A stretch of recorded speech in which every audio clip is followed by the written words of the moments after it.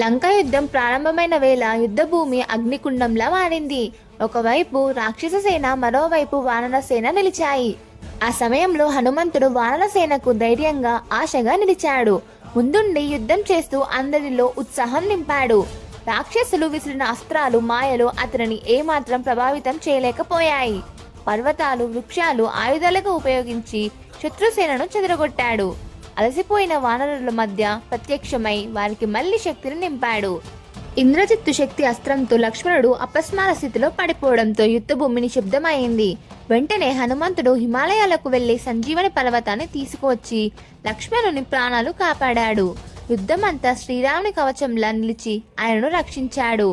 అపార వీరత్వం చూపించిన, అహంకారం లేకుండా రామసేవని తన ధర్మంగా భావించాడు.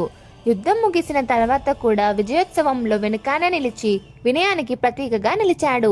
హనుమంతుడు అంటే మీకు ఇష్టమైతే కమెంట్ బాక్స్ లో జై బజరంగ బలి అని రాయండి. అలాగే మా ఛానల్ ని సబ్స్క్రైబ్ చేసుకోండి. Thanks for watching.